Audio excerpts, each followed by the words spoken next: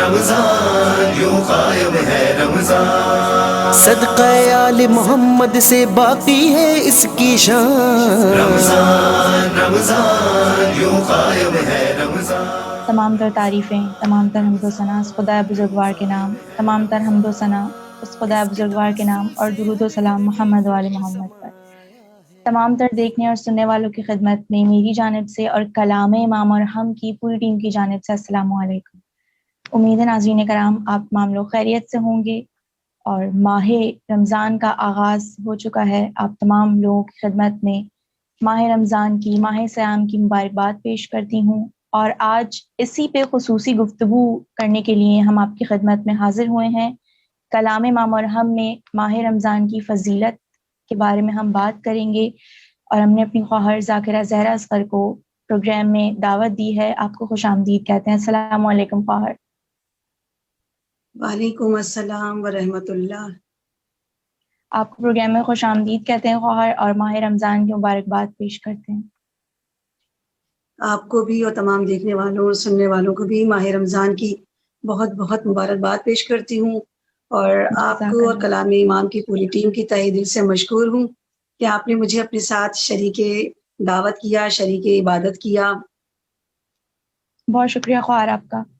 ناظرین کرام، ہم نے ماہ رمضان کی فضیلت پہ بات کرنے کے لیے خواہر کو اپنے پروگرام میں مدعو کیا ہے، اور اسی حوالے سے باقاعدہ پروگرام کا آغاز کرنے سے پہلے آپ تمام لوگوں کی خدمت میں ایک آیت پیش کرنا چاہوں گی کہ پروردگار عالم کس طرح سے رمضان کو انٹروڈیوس کروا رہا ہے، کس طرح سے اس کی اہمیت ہمیں بتا رہا ہے۔ سورہ بقرہ میں پروردگار ارشاد فرماتا ہے کہ اے ایمان والو، تم پر روزے فرض کر دیے گئے بالکل اسی طرح کے جیسے پچھلے لوگوں پر فرض کیے گئے تھے، تاکہ تم متقی ہو جاؤ۔ اب یہاں بات متقی کی ہو رہی ہے، پرہیزگار کی ہو رہی ہے۔ خواہر سے بات کرتے ہیں تو خواہر، میرا آپ سے سوال یہ ہے کہ رمضان ہی میں کیوں پروردگار ہمیں یہ بینیفٹ دے رہا ہے، یہ دعوت دے رہا ہے کہ ہم متقی ہو جائیں، اور ہم پہ روزے فرض کیے گئے؟ تو آیا کیا رمضان دوسرے مہینوں سے مختلف ہے، اور اگر ہے تو کیوں؟ اعوذ باللہ من الشیطان الرجیم، بسم اللہ الرحمن الرحیم۔ جی خواہر، آپ نے جس آیت کی تلاوت کا شرف حاصل کیا وہ سورہ بقرہ کی آیت نمبر 183 ہے، کہ جس میں پروردگار عالم ارشاد کر رہا ہے کہ ہم نے تم پر روزے فرض کیے بالکل اسی طرح جس طرح پچھلی امتوں پر کیے گئے۔ کہ کسی کے ذہن میں مطلب یہ خیال نہ ہے کہ پروردگار عالم معاذ اللہ بندوں پر یہ ظلم ہو رہا ہے، یا ایک طریقے سے جبر ہو رہا ہے کہ بھوک و پیاس میں رکھا جا رہا ہے، تو تم پر نہیں کیے گئے، بلکہ تم سے پچھلی امتوں پر بھی روزے فرض کیے گئے تاکہ تم متقی بن جاؤ، تاکہ تم تقوی اختیار کرو۔ متقی کیا ہے، تقوی کیا ہے؟ پہلے ہمیں اسے سمجھنا ہوگا کہ پروردگار عالم ہم سے اور آپ سے چاہتا کیا ہے، کہ تاکہ ہم اور آپ متقی بن جائیں۔ یہ متقی کیا ہوتا ہے، تقوی کیا ہوتا ہے؟ آئیے ایک چھوٹی سی روایت جناب امیر المومنین علی ابن ابی طالب علیہ السلام، اللہم صلی علی محمد وآل محمد، مولا سے کسی نے سوال کیا، ایک شخص جو کہ بہت دور سے سفر طے کر کے آیا تھا، کہتا ہے کہ مولا تقوی کسے کہتے ہیں؟ ہماری جان قربان صاحب نہج البلاغہ پر مولا نے اتنی خوبصورت طریقے سے، اتنے خوبصورت انداز سے تقوی کی تعریف بیان کی۔ کہا کہ یہ بتا کہ تو کہاں سے آیا ہے؟ اس نے کہا مولا میں بہت دور سے آیا ہوں سفر طے کر کے۔ مولا نے کہا کہ یہ بتا کبھی تو نے کوئی ایسا سفر کیا کہ جہاں راستہ بہت تنگ ہو، باریک ہو؟ کہا مولا کئی بار ایسا ہوا کہ راستہ بہت تنگ تھا، دشوار تھا۔ مولا نے کہا پھر یہ بتا کہ تو نے اپنا سفر کیسے جاری کیا اس تنگ راستے سے؟ اس نے کہا مولا بہت سنبھل سنبھل کے قدم رکھا، بہت سنبھل سنبھل کے چلا ہوں میں ان راستوں سے۔ مولا نے کہا اچھا یہ بتا، اگر تیرے سامنے کوئی ایسا راستہ ہو کہ جو بہت تنگ ہو، جو بہت باریک ہو، اور دائیں اور بائیں تیرے جھاڑیاں ہو، کانٹے دار جھاڑیاں ہو، اور تیرے بدن پر جو لباس ہو وہ بہت باریک ہو، اور بہت تیز ہوا چل رہی ہو، بتا تو کیسے کرے گا سفر، کس طرح سے چلے گا؟ اس نے کہا مولا میں بہت پھونک پھونک کر قدم رکھوں گا۔ مولا نے پوچھا کیوں؟ کہا مولا کہیں ایسا نہ ہو کہ میں خاردار جھاڑیوں سے ٹکرا جاؤں اور میرا لباس تار تار ہو جائے، میرا لباس پھٹ جائے، کہیں ایسا نہ ہو کہ تیز ہوا مجھے گرا دے اور اس کی وجہ سے میں زخمی ہو جاؤں. پھر مولا نے کہا کہ بس یہی تقوی ہے. وہ شخص کہتا ہے کہ مولا میں آپ سے تقوی کے بارے میں پوچھ رہا ہوں اور آپ مجھے راستے کے بارے میں بتا رہے ہیں. مولا نے سبحان کہا اللہ. تو سمجھا نہیں تقوی کہتے کسے. کہ بس یہ سمجھ لے تیرے بدن پر جو باریک لباس ہے وہ تیرا ایمان ہے، اور جو دائیں بائیں تیرے خاردار جھاڑیاں ہیں وہ سمجھ لے کہ وہ چاروں طرف تیرے گناہ، وہ گناہوں کی دنیا ہے کہ جہاں اگر تیری ذرا سی لغزش تجھے ان دلدل میں دھکیل سکتی ہے. اور وہ جو تیز ہوا ہے وہ شیطانی ہوا ہے کہ جس کا ایک جھونکا تجھے گرا سکتا ہے، تیرے قدم کو لڑکھڑا سکتا ہے. کہ بس جب تو دیکھے اس طرح سے کہ تو پھونک پھونک کر قدم رکھے، اسی طرح سے تجھے اپنے ایمان کی حفاظت کرنی ہے، سبحان اللہ. گناہوں بے سے شک. اپنے آپ کو بچانا ہے. بس اسی کا نام تقوی ہے. مولا نے سبحان اللہ. کتنی خوبصورت انداز سے بتا دیا پروردگار ہم سے کیا چاہ رہا ہے، ہمارے انبیاء، ہمارے ائمہ ہمیں تعلیم کیا دیتے ہیں. متقی بن جاؤ، تقوی اختیار کرو. تقوی کیا ہے؟ واجبات کی ادائیگی اور حرام سے دوری اختیار کرنے کا نام بے تقوی شک. ہے. بے شک. روزی کا فلسفہ کیا ہے؟ روزے کا فلسفہ بھی یہی ہے کہ پروردگار عالم کہہ رہا ہے کہ تم متقی بن جاؤ، اس لیے تم پر روزوں کو فرض کیا گیا تاکہ تم متقی بن جاؤ. روزہ کیا ہے؟ کہ ہمیں کچھ چیزوں سے پرہیز کرنا ہے. پروردگار عالم کی اطاعت کو بجا لاتے ہوئے ہمیں حلال چیزوں سے پرہیز کرنا ہے، کھانے پینے سے دوری اختیار کرنی ہے ایک مدت کے لیے، ایک ٹائم کے لیے. یہ روزہ ہمیں کیا سکھاتا ہے؟ روزہ ہمیں صبر کی تلقین دیتا ہے. بے شک. جب ہم بھوک بالکل. و پیاس میں گرفتار ہوتے ہیں تو ہمیں صبر آتا ہے. جب ہم خالی پیٹ ہوتے ہیں، ہم جب بھوک کے مبتلا ہوتے ہیں، جب ہمیں پیاس ہوتی ہے، ہم کیا ہوتا ہے کہ ہم اپنے مالک کے حقیقی سے زیادہ قریب ہو جاتے ہیں ان بے روزوں کے شک. ذریعے. سبحان اللہ. پروردگار بھی یہی چاہتا ہے کہ میرے بندوں جب تم ماہ رمضان پاؤ اور روزہ رکھو تو تم اس طرح سے رکھو کہ تم متقی بن جاؤ. ایسا نہیں ہے کہ بس صرف بھوک اور پیاس غلبہ حاصل ہو جائے اور ہم بھوک و پیاس کو برداشت کریں، اس کا نام روزہ ہے. روزے کا مطلب یہ نہیں ہے. روزے کا مطلب یہ کہ بھوک و پیاس کی تکلیف کو برداشت کرو اور سوچو کہ قیامت کے دن محشر میں اس سے زیادہ گرمی ہوگی، اس سے زیادہ بھوک و پیاس ہوگی. جو اس روزے میں ان چیزوں کو برداشت کرے گا، اور برداشت کرنے کا نام یہ نہیں کہ صرف ہائے روزہ لگ رہا ہے، روزہ یہ ہو رہا ہے، شکایت اور شکوہ نہیں، بلکہ اپنے رب کا شکر ادا کرو. روزہ سبحان رکھنے کے اللہ. بعد بے شک. قیامت کی گرمی کا احساس کرو. روزہ رکھنے کے بعد غریبوں کا خیال کرو، فقیروں کے متعلق سوچو، یتیموں کا خیال کرو. روزہ رکھنے کے بعد جب تم بھوک کا شدت ہو جائے، پیاس کی شدت ہو، پیاس کا غلبہ ہو، تو تم سوچو اس وقت میں کہ جب محشر ہوگا، جب اس وقت جب سورج سوا نیزے پر ہوگا کہ ہر انسان اپنے کان کے لوؤں تک اپنے پسینے میں شرابور ہوگا. اس وقت یہی روزے دار، یہی متقی لوگ کہ جو آج روزے رکھتے ہیں، پروردگار عالم ان پہ اپنا سایہ فگن کرے گا کہ جو ماہ سبحان اللہ. رمضان کے روزے اس طرح سے گزارے جس طرح سے حق ہے، جس طرح سے پروردگار عالم نے حکم دیا ہے. روزے رکھنے کا اس طرح سے ادا کرو کہ بھوک و پیاس کا بھی خیال کرنا ہے، ان چیزوں سے بھی ہمیں دوری اختیار کرنی ہے کہ جو حرام ہے. افطار کرنے کے بعد اس کا مطلب یہ نہیں کہ اب ہم پہ پابندیاں ختم ہو گئی، روزہ کھل گیا اب ہم پھر واپس اپنی انہی چیزوں پر آ جائیں، یا جس طرح سے لوگ کرتے ہیں کہ روزہ کھلنے کے بعد کوئی ٹی وی میں مشغول ہو جائے، دنیا کے رنگینیوں میں گم ہو جائے، شاپنگ پہ چلا جائے. بلکہ روزے کا مطلب یہ کہ روزہ افطار کرنے کے بعد بھی مجھ پر، اگر ہم اور آپ اگر جاننا چاہیں نا کہ روزہ قبول ہوا یا نہیں ہوا، تو روزہ کھولنے کے بعد بھی اگر روزے کے اثرات قائم ہے، میں اور آپ خضوع اور خشوع کے ساتھ عبادت کو انجام دے رہے ہیں، تو اس کا مطلب یہ ہے کہ روزہ قبول ہو گیا. سبحان اللہ. بہت خوب آپ نے ہمیں روزے کی فضیلت، اس کی اہمیت بتائی، کس طرح سے ہمیں گزارنا چاہیے. اور آپ نے صبر کی بات کری کہ ہمیں روزہ صبر سکھاتا ہے، پروردگار ہمیں صبر کا حکم دے رہا ہے. تو اب میرا یہ سوال ہے، کیا صرف ہمیں بھوک اور پیاس پہ صبر کرنا چاہیے کہ اگر ہمیں بھوک لگ رہی ہے، ہمیں پیاس لگ رہی ہے، ظاہر ہے ہم ایک مدت کے لیے کسی کھانے سے، پانی سے دور رہیں گے تو ہمیں اس کا احساس ہوگا، اس کی کمی کا احساس ہوگا.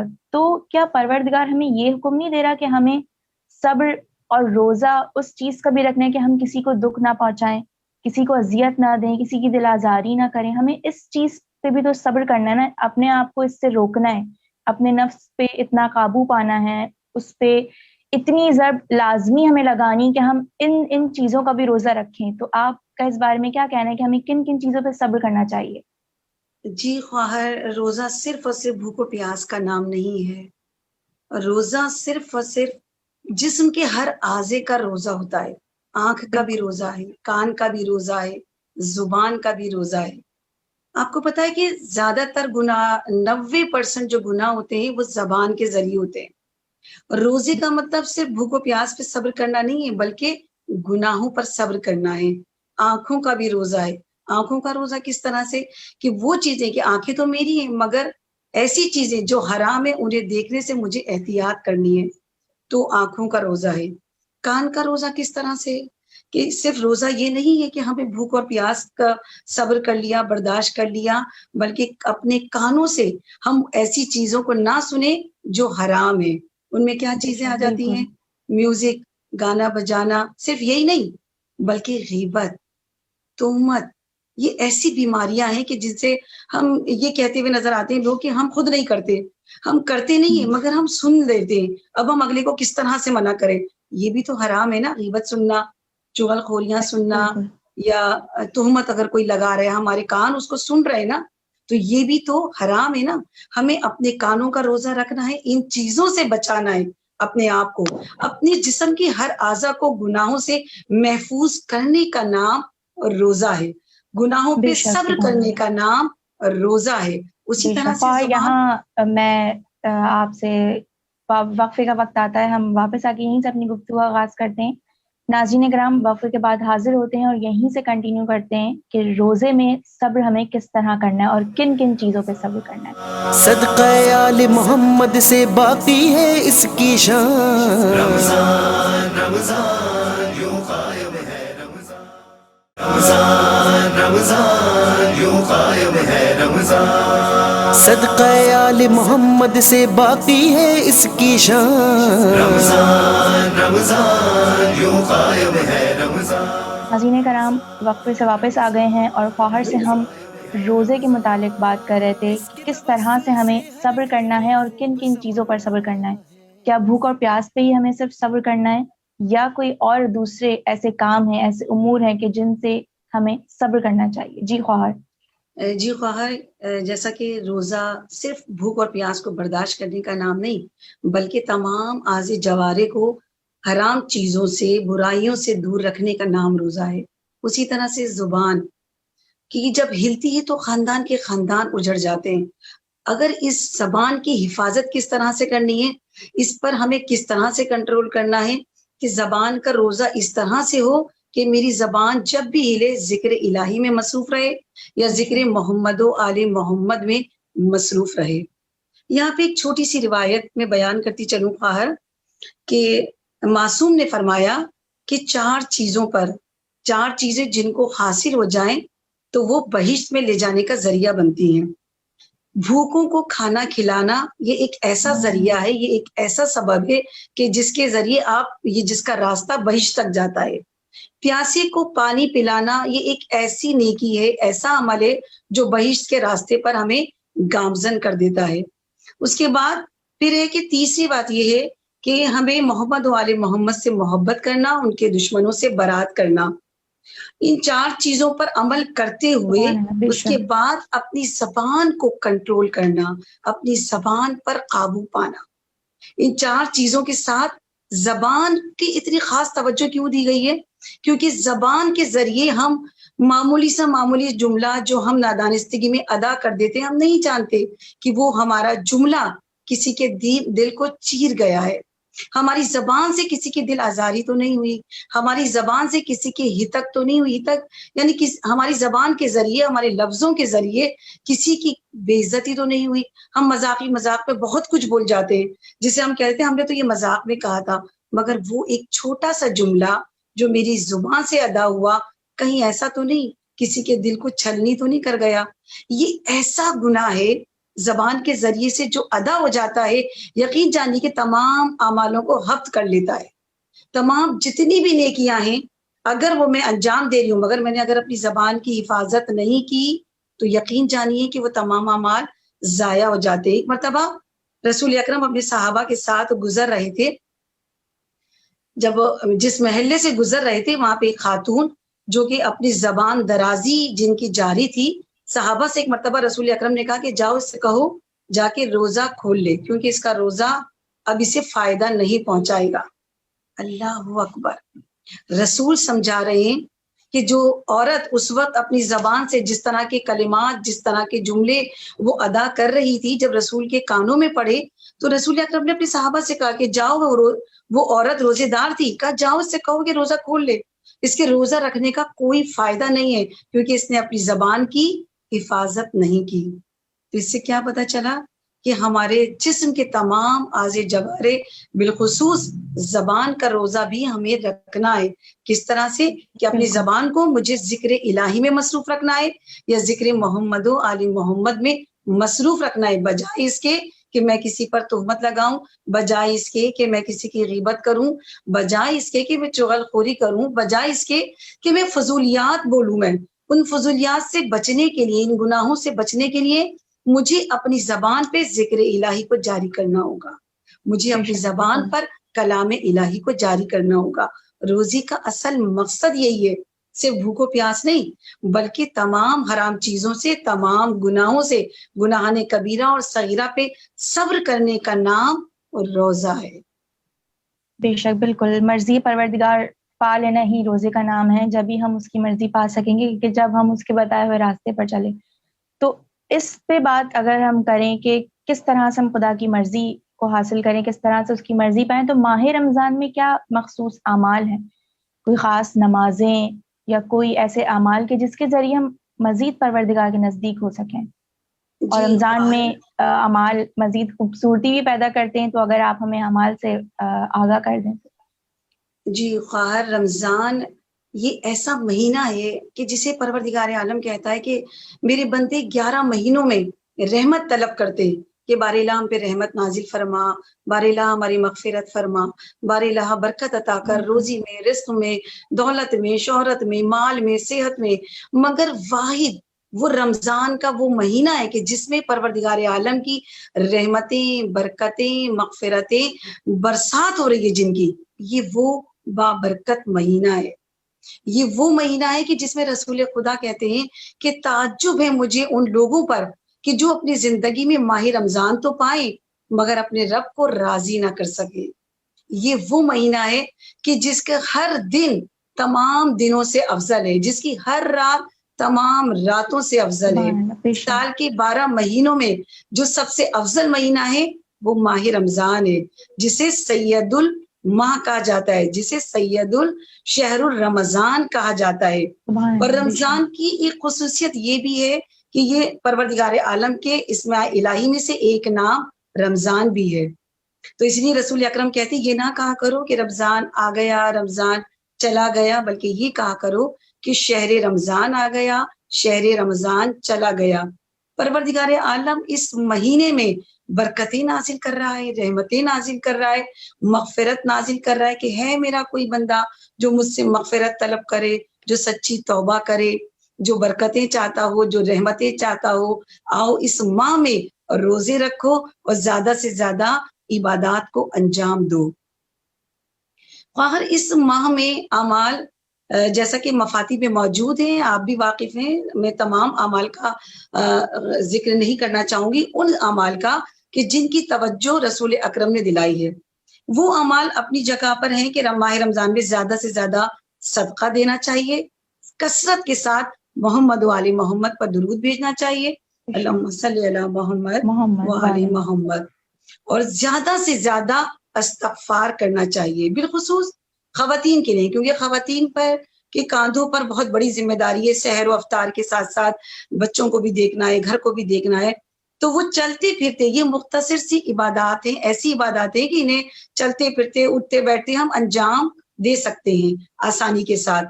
اور اس ماہ کی سب سے بڑی خصوصیت کیا ہے کہ اس ماہ میں چونکہ قرآن مجید کا نزول ہوا ہے، لہٰذا یہ اتنا بابرکت مہینہ ہے کہ اس ماہ میں اگر ایک آیت کی تلاوت کی جائے تو پورے قرآن کا ثواب حاصل ہو جاتا ہے۔